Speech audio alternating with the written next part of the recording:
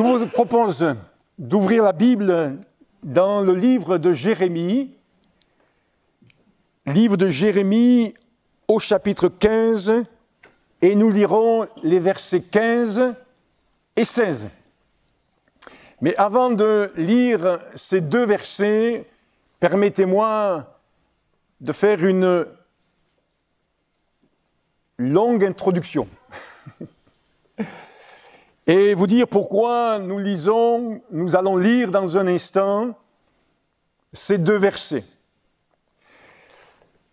Je dirais ceci en introduction ce matin, que c'est une grande grâce.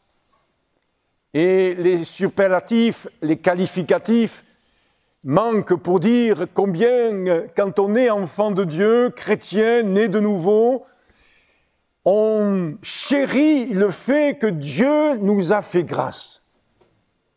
Nous l'avons chanté, et les chants que nous exprimons dans ce lieu sont souvent des chants qui nous permettent d'exprimer d'un côté le fait que nous ressentons nos faiblesses, nos manquements, nos limites. Nous sommes en mémoire aussi de notre état de péché, d'iniquité, loin de Dieu. Et puis, de notre côté, nous chérissons, nous apprécions le fait que Dieu est intervenu, que Dieu a agi, que Dieu s'est révélé, et qu'en invoquant le nom de Jésus-Christ, le seul médiateur entre Dieu et les hommes, nous avons pu trouver le pardon de nos péchés et le salut. Et nous sommes rentrés ici dans une communion, dans une relation avec Dieu qui est épanouissante. Ce n'est pas quelque chose qui nous amène à être terrés, voire même enterrés, mais bien au contraire, c'est épanouissant. Et puis, ça amène beaucoup de certitude, beaucoup de conviction. Et puis, surtout, ça nous amène dans une relation, un contact, une communion avec Dieu, un dialogue avec Dieu, un partage avec Dieu. Combien de fois nous parlons à Dieu dans la journée? C'est difficile à chiffrer. Parce que, oui, nous avons pris l'habitude de lui parler. Et nous avons pris l'habitude de nous adresser à lui de différentes manières. Des fois, nous nous posons, nous nous arrêtons, nous rentrons dans notre chambre, nous nous isolons, et là, nous sommes en tête-à-tête avec Dieu, et nous communions avec Dieu. Parfois, c'est un soupir, parfois on parle en langue, et par le parler en langue, nous exprimons à Dieu des choses qui dépassent notre entendement, mais qui collent avec la volonté de Dieu, avec le souhait de Dieu, l'aspiration de Dieu. Des fois, nous versons des larmes. Des fois, nous le questionnons. Et ainsi, comme cela, je ne vais pas trop m'étendre, eh bien, nous dialoguons avec Dieu. Oh, est-ce que nous dialoguons? Parfois, et je vais en parler dans un instant, c'est plutôt, allez, reconnaissons-le, en tous les cas, je le reconnais pour moi-même, c'est plutôt des fois un monologue. Je parle, et il faut que Dieu écoute.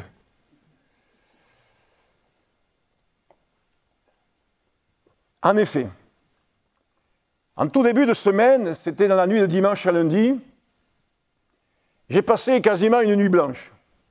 Ça vous arrive sans doute vous aussi, de passer des nuits blanches comme cela, et quand on n'arrive pas à dormir, alors ça gamberge. On pense à une chose, à une autre, à une situation, à une autre, des situations familiales, personnelles, des situations de nos voisins, des situations de l'Église, des situations d'autres églises, des situations de frères et sœurs ailleurs dans le monde entier. Et puis, ça commence à partir dans tous les sens, mais dans le bon sens. Et puis, on se met à parler à Dieu. Et c'est ce que j'ai commencé à faire. Je commençais à parler à Dieu, et j'ai parlé à Dieu, j'ai parlé à Dieu. Je lui ai ouvert mon cœur, j'ai parlé de certaines choses. Je lui ai dit, eh bien, certains choix que j'avais faits selon sa parole. Je lui ai exprimé que là, eh bien, j'ai pris le temps d'obéir à sa parole. J'ai pris le temps de renoncer à ceci. J'ai pris le temps de lui obéir. J'ai pris le temps de ceci, de cela. Bref, je ne vais pas vous raconter, eh bien, ces heures que j'ai passées là, eh bien, dans le lit, et les yeux bien ouverts, et je parlais à Dieu. Je répandais mon âme devant Dieu. Et au bout de plusieurs heures, J'ai dit simplement à Dieu ceci. Seigneur, dans ta grâce, je t'ai trop parlé. Parle-moi. Parle-moi. Et j'ai dit, Seigneur, cette semaine, je veux disposer mon cœur à entendre ta parole. Je veux disposer mon cœur à percevoir ce que tu as à me dire. Parce que je crois, Seigneur, que tu veux me parler. Et combien de fois tu as voulu me parler, mais moi, je t'ai parlé au lieu de t'écouter. Combien de fois tu m'as parlé, mais moi, j'étais préoccupé par bien d'autres choses. Et les bruits, l'agitation, les préoccupations, les raisonnements intérieurs dans mon langage, dans mon cerveau, dans ma tête, ont fait que je n'ai pas entendu. Je n'ai pas entendu. Alors j'ai dit, Seigneur, pardonne-moi. Et parle-moi encore. Et j'ai abordé cette semaine qui vient de se terminer hier, puisque aujourd'hui on commence une semaine nouvelle, avec cette disposition de cœur. Et je dis ceci en introduction ce matin, parfois, la situation que nous vivons, ou les situations que nous vivons, nous ne pouvons pas faire autrement que de demander à Dieu de nous parler, afin de nous orienter, afin de nous rassurer, afin de nous fortifier, afin de nous éclairer, afin de nous relever. Parce qu'à un moment donné, on a usé tout notre vocabulaire, voire même on a usé toutes nos forces. On s'est imaginé toutes sortes de choses. On a conçu toutes sortes de plans. On a élaboré plein de stratégies, plus humaines que spirituelles. Et à un moment donné, là, on se retrouve à avoir tout fait le catalogue possible. Et c'est là où Dieu nous attend.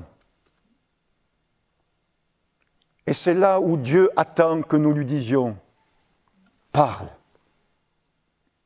parle ». Et c'est ce que j'ai fait. Mais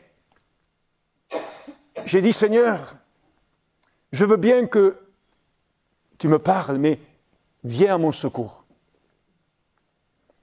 Permets que mon cœur, les oreilles de mon cœur t'entendent. Permets que je puisse entendre ce que tu veux me dire et que je ne filtre pas les infos, la parole. Et donne-moi une bonne disposition. Vous connaissez, la plupart d'entre vous, cette manière de fonctionner, de dire que nous avons avec le Seigneur Jésus, en disant « Oui, Seigneur, renouvelle en moi un esprit bien disposé, des oreilles attentives. » Et j'ai commencé à méditer pour ce matin le message et je l'ai intitulé ainsi, dans un premier temps. « Quand j'ai besoin que Dieu me parle. » Et en développant cette pensée, je me suis dit, mais là, tu commets une erreur. Ah bon? Eh oui, je me suis aperçu que je commettais une erreur en disant à Dieu, quand j'ai besoin que tu me parles. Parce que ça laissait entendre, et je ne sais pas comment vous interprétez la chose, mais ça laissait entendre que quand j'en ai vraiment besoin, là oui, je suis prêt à ce que Dieu me parle. Mais que, à côté de ça, cause toujours. Et j'ai dit, Seigneur, non, je ne veux pas être comme cela. Je ne veux pas te demander de me parler quand j'en ai besoin. Je ne veux pas te demander de me parler quand je suis vraiment au bout des limites. je veux être cet enfant de Dieu, je veux être ce chrétien qui te dit, à tout moment de la journée, parle. Voire même dans la nuit, parle. Dès que mon esprit est ouvert, dès que mon intelligence se met à fonctionner, mon raisonnement se met en route. Bien sûr, quand je dors, eh bien, c'est autre chose, même si le Seigneur peut nous parler par des songes, par des rêves, par des visions nocturnes. Gloire à Dieu pour cela. Et je dis, Seigneur, non, c'est vrai qu'après ces heures de monologue devant le Seigneur, je lui ai quand même dit, là j'ai besoin que tu me parles. Et nous pouvons nous apercevoir que dans sa bonté, dans sa patience, dans sa miséricorde, Dieu est là pour nous parler. Peut-être ce n'est pas votre cas, mais permettez que je le dise en mon nom propre.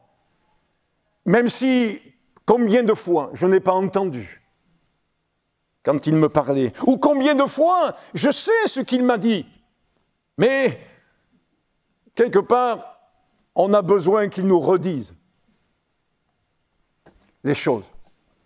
Pas qu'il nous les répète parce que c'est quelque chose de machinal, de religieux, non, mais que dans son amour et dans sa miséricorde, il nous redise les choses. Moi, j'aime bien qu'il me redise qu'il m'aime.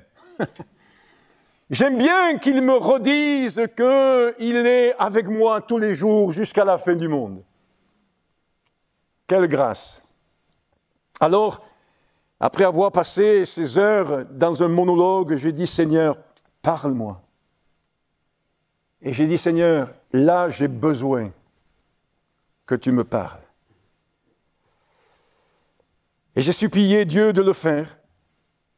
Je lui ai demandé, deuxièmement, de m'aider à l'écouter. Et puis j'ai décidé de chercher à ce qu'il me parle. Et je voudrais souligner ce fait ce matin pour chacun d'entre nous. C'est bien de dire au Seigneur, parle. C'est bien de se disposer à l'écouter. Mais c'est bien aussi de décider de chercher à ce qu'il me parle. Si vous êtes en froid avec quelqu'un et que vous voulez rétablir la relation, le contact avec cette personne, vous avez sans doute plusieurs moyens de pouvoir rétablir le contact. De la même manière, il est bon de pouvoir, quand on veut que Dieu nous parle, nous décider à certaines choses. Et entre autres, à ouvrir ce livre. Parce que là où Dieu va nous parler par-dessus tout, avec précision, avec détail, avec force, avec autorité, c'est là. C'est dans la parole de Dieu. C'est au travers de la Bible. Alors je ne vais pas vous dire tout ce que Dieu m'a dit cette semaine, mais au travers de cette parole, il a parlé plusieurs fois, et entre autres, il m'a parlé au travers de ce verset de Jérémie que nous allons enfin lire. Et puis, il m'a parlé par d'autres moyens. Nous avons visité une chrétienne très âgée, veuve, avec Babé, et nous avons pu nous entretenir, discuter. C'est pas quelqu'un de cette assemblée, c'est d'ailleurs. Et donc, ça fait longtemps que j'avais à cœur d'aller visiter cette sœur en Christ, et nous y sommes allés, nous avons eu l'opportunité d'y aller cette semaine, et nous avons dialogué.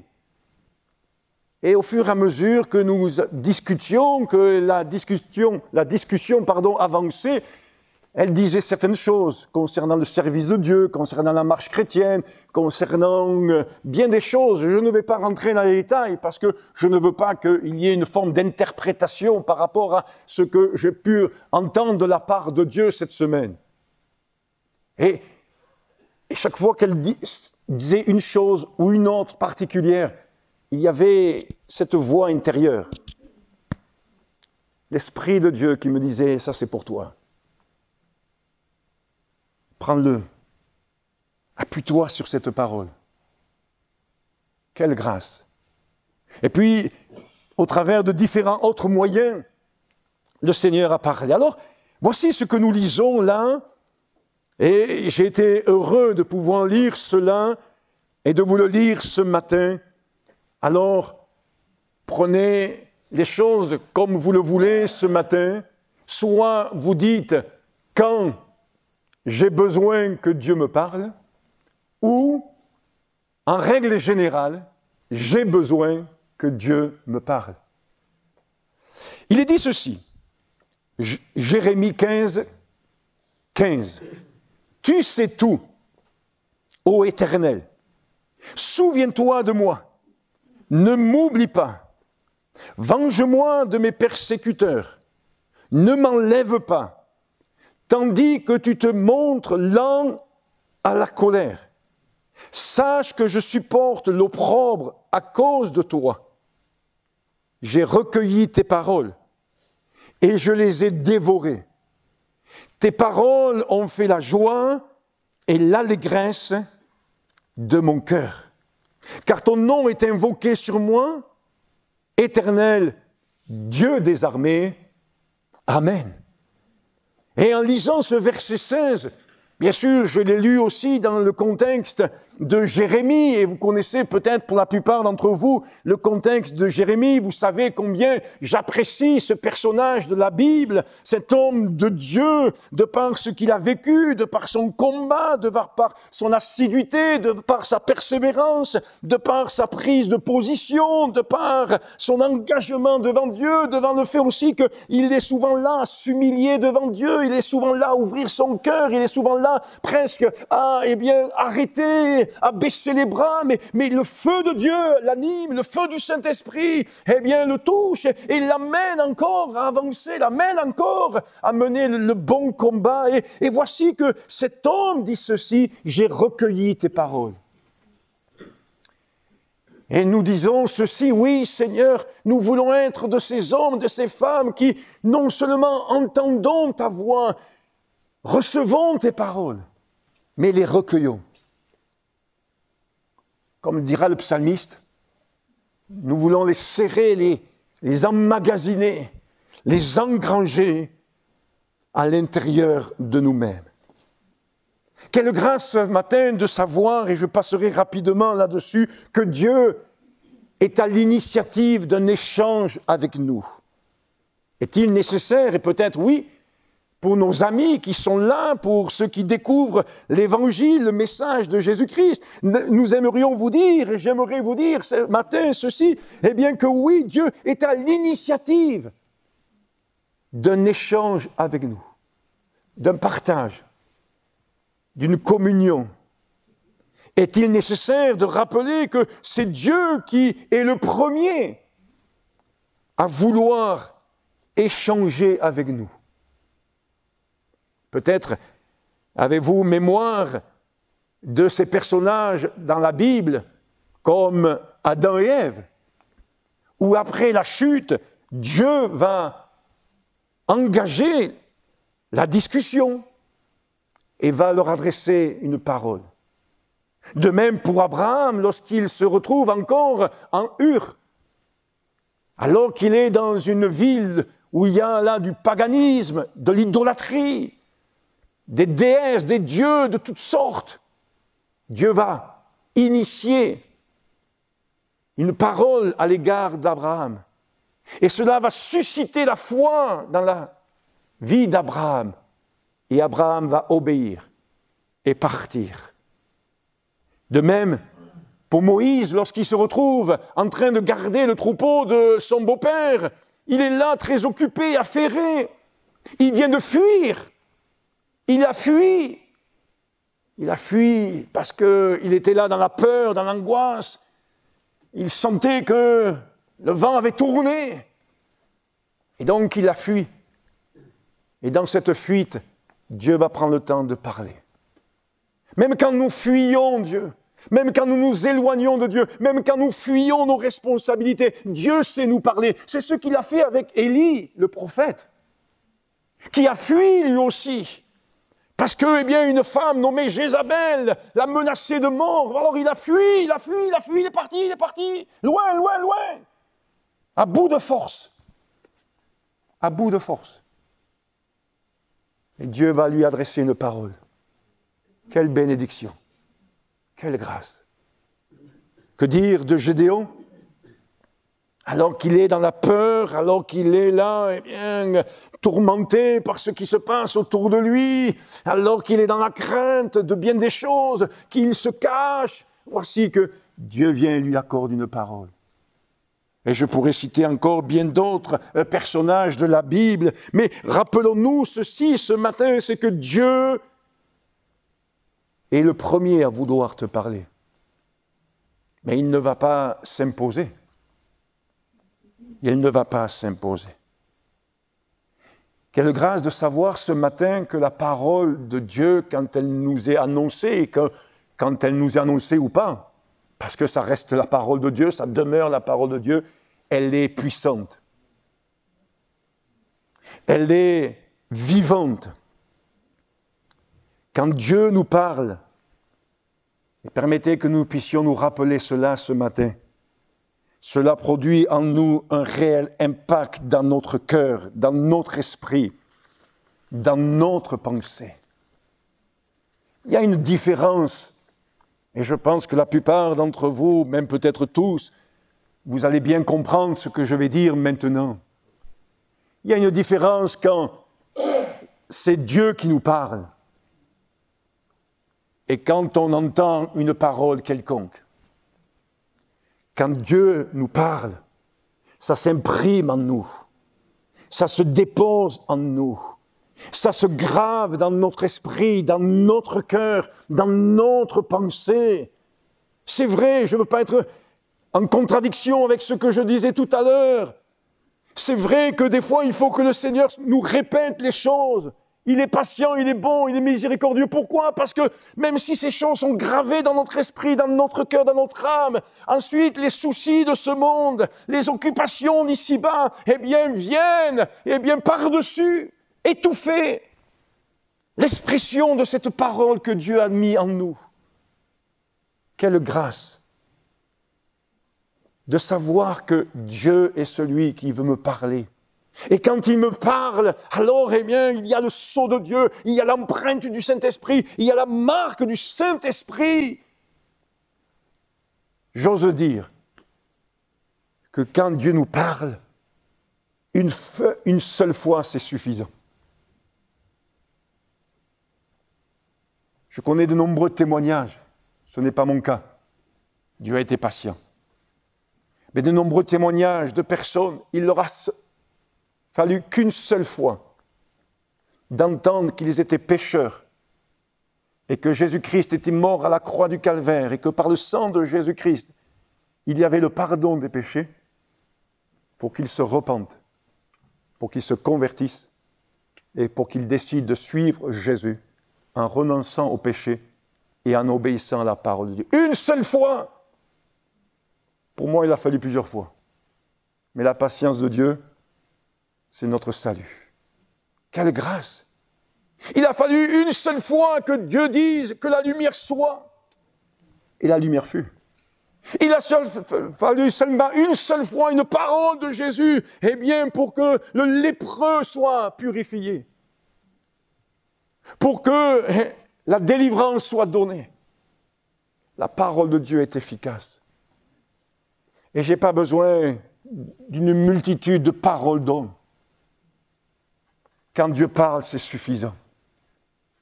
Souvent, nous pouvons chercher à droite et à gauche des conseils. Qu'est-ce que tu en penses? Et qu'est-ce que tu dis?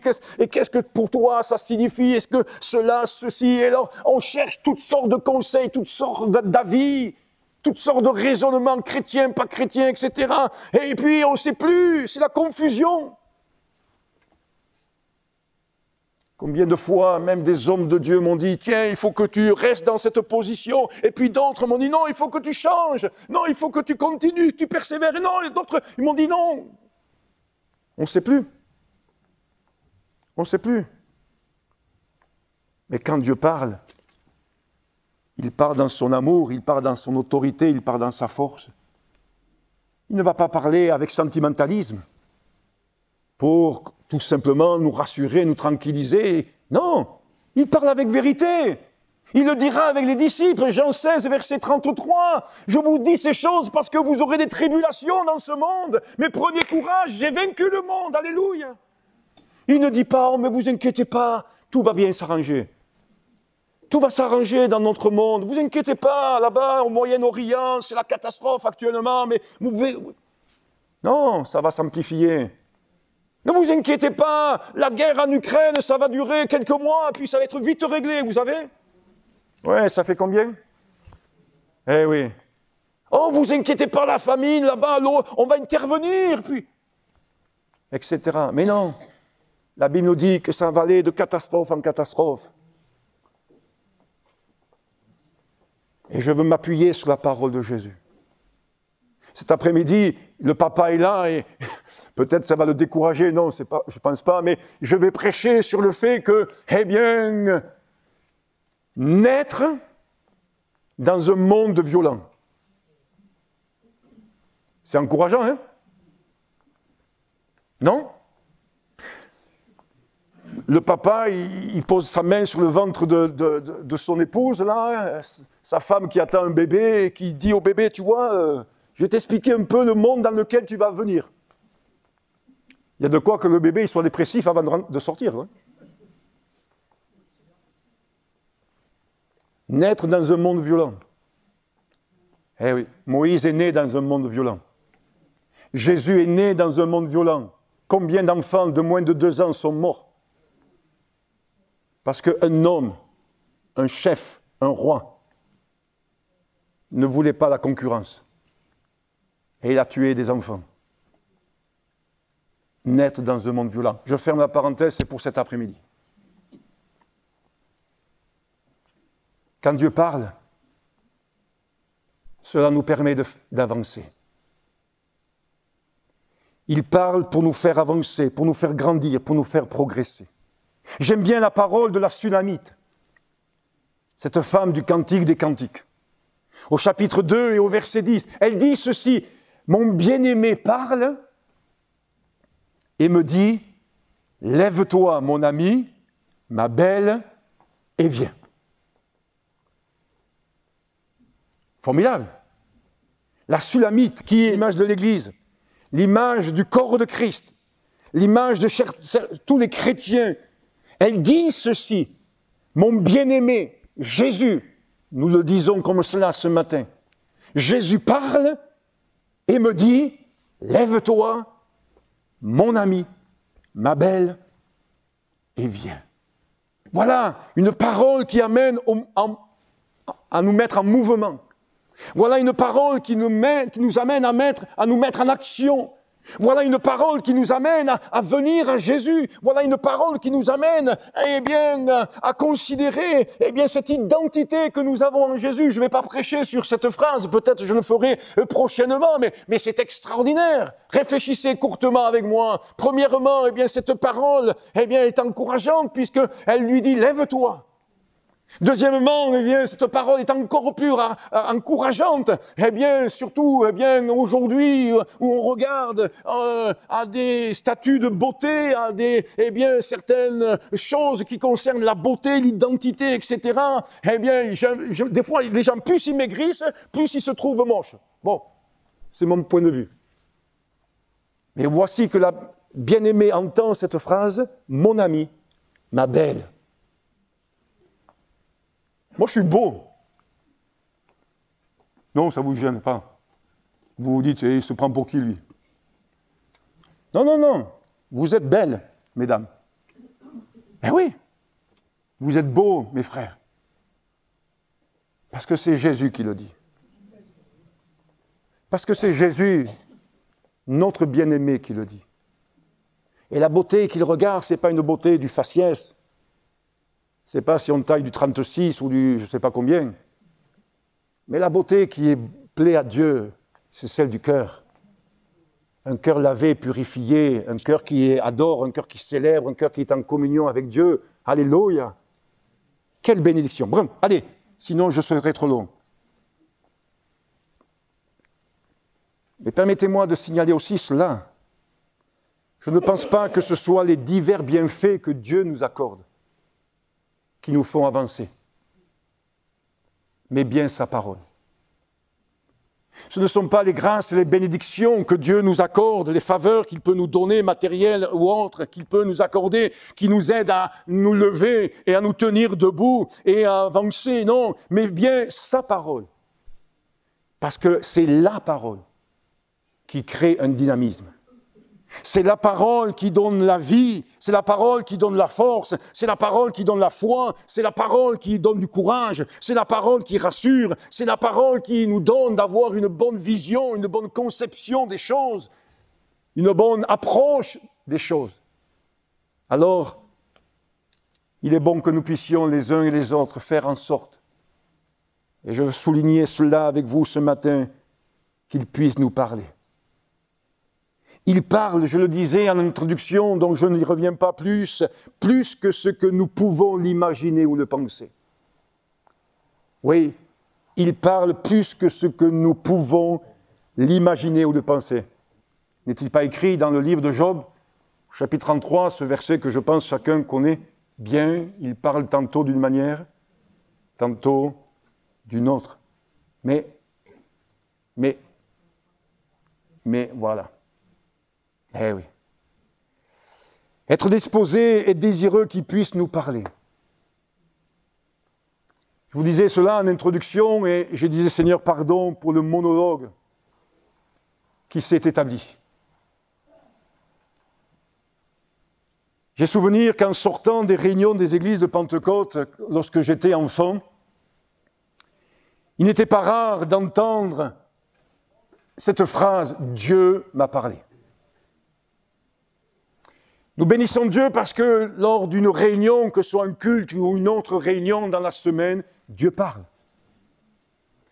Il parle au travers de la prédication, il parle au travers des chants, il parle au travers des témoignages, il parle au travers des dons de l'esprit. Et gloire à Dieu ce matin pour les dons spirituels qui ont été exercés et qui ne peuvent que encourager, soutenir, éclairer. Et moi, j'ai encore en mémoire différentes paroles prophétiques, différentes paroles qui m'ont été adressées par Dieu. Et quand je vous disais tout à l'heure que quand Dieu parle, eh bien, ça se grave en nous, c'est précis, ça se dépose en nous et je bénis Dieu. Dieu ne m'a pas parlé par des visions nocturnes, Dieu ne m'a pas parlé par des révélations extraordinaires, mais par une parole de sagesse, une parole de connaissance, par un don d'interprétation des langues, par une parole de prophétie. Dieu a plusieurs fois eu l'occasion de me parler, en plus de la parole, bien sûr.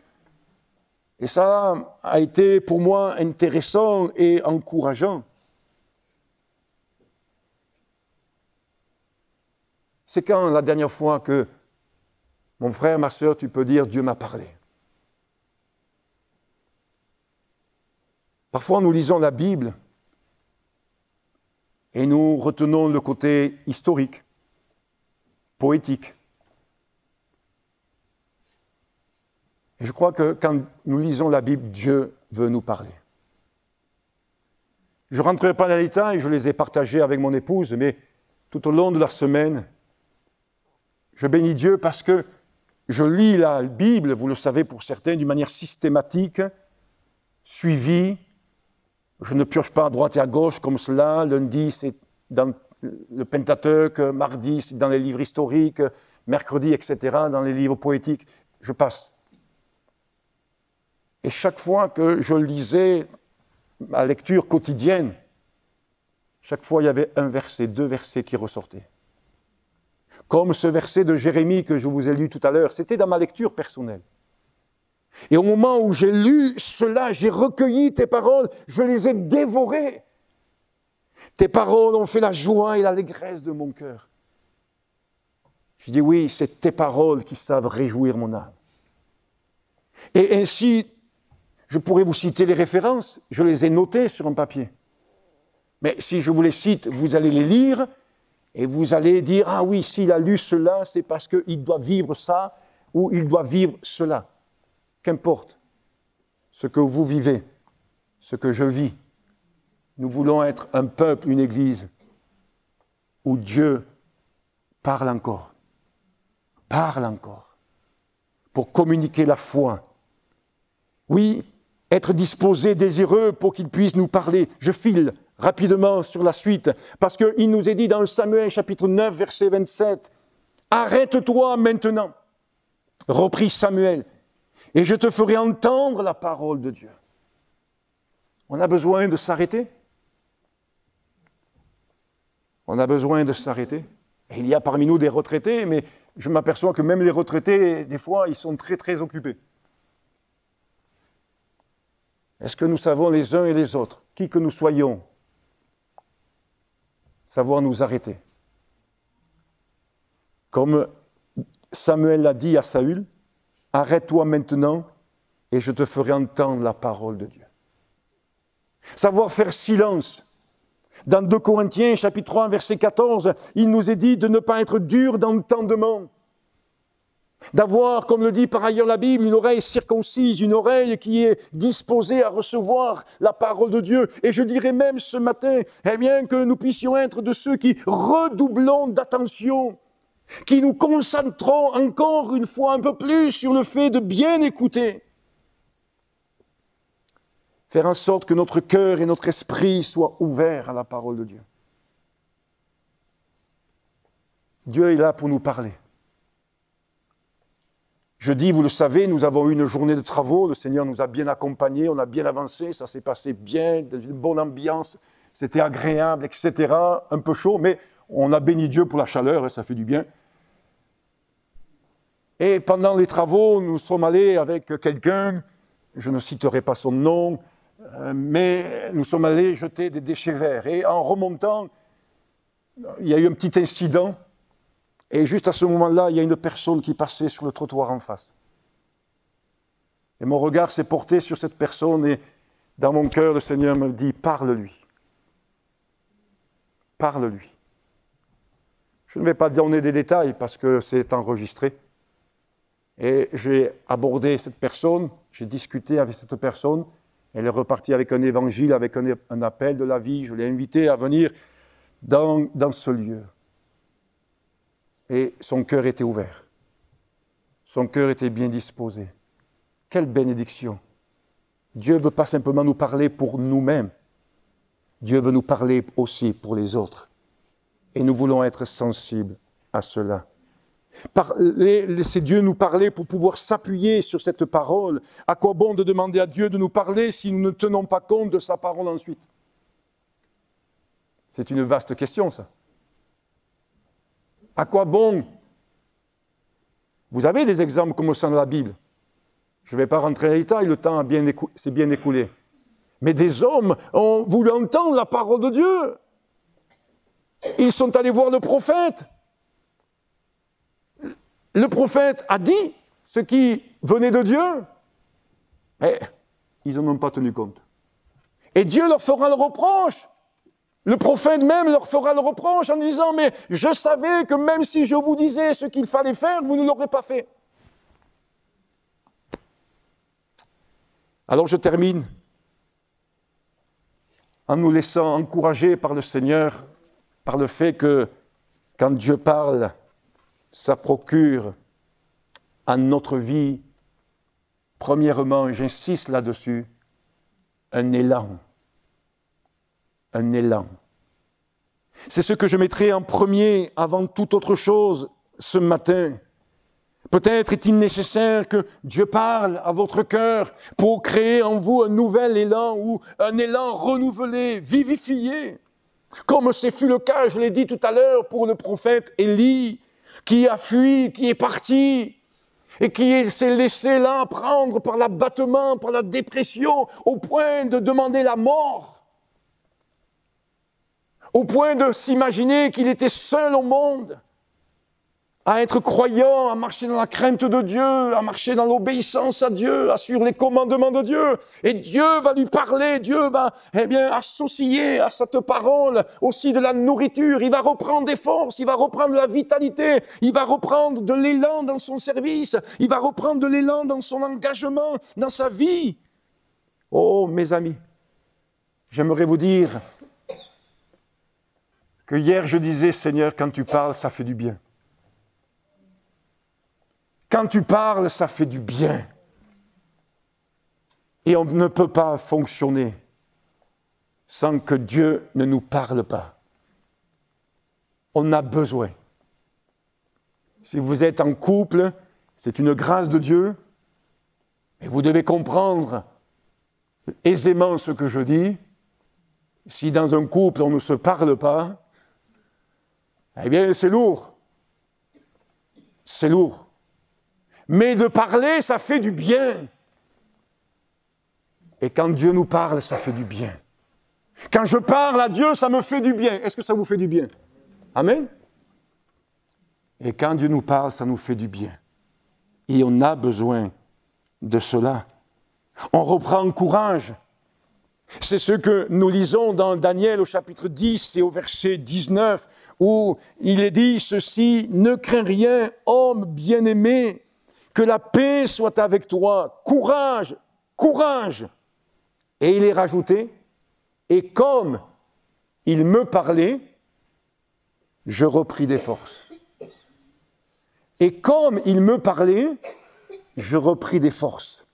Et je dis que mon Seigneur parle, car tu m'as fortifié. Et ça sera le verset de conclusion. Voici Daniel qui a une vie aussi comme nous, de combat, besoin de persévérance, d'assiduité, de constance, de prière. Vous connaissez sans doute l'histoire de Daniel, lisez les 6 premiers chapitres de son livre, et ça sera une source d'encouragement pour vous. Et il va dire ceci: « Et comme il me parlait, je repris des forces. » Et il ne s'est pas arrêté là. Il ne s'est pas dit « Ah, il m'a parlé, ça m'a redonné des forces. » Non, non, non.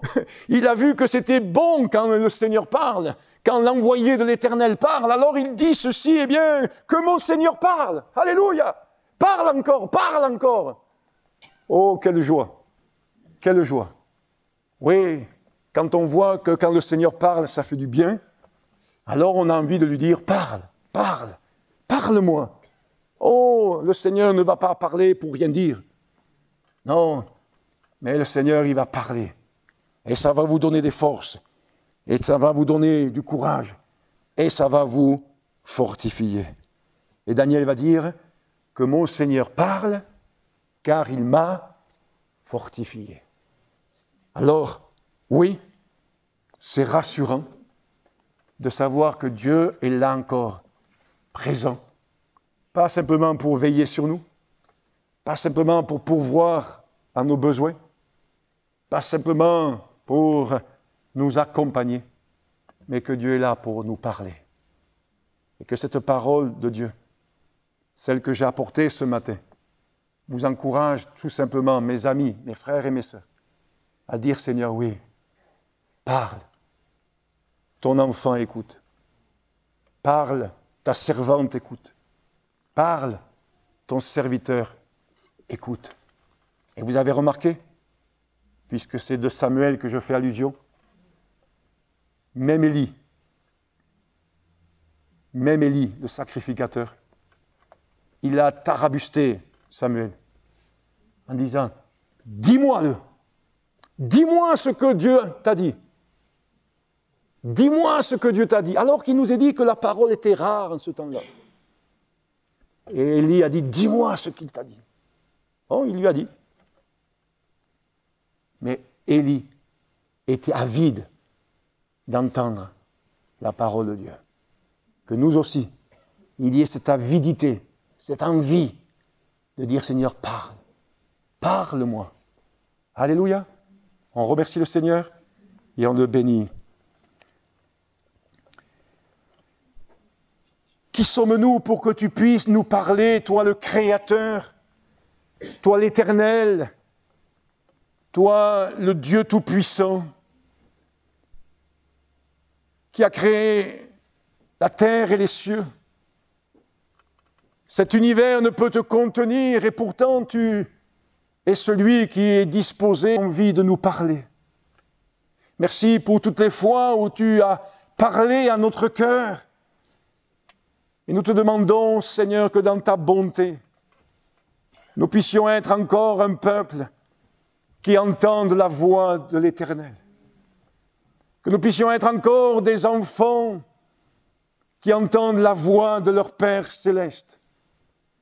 Seigneur, aide-nous encore à savoir te prier en te demandant de nous parler, afin que cela puisse nous amener à grandir, à progresser, à aller de l'avant, à triompher, à être plus efficace, plus épanoui, plus dans la joie. Oui, Seigneur, parle, parle, car nous en avons bien besoin. Au nom de Jésus, Amen.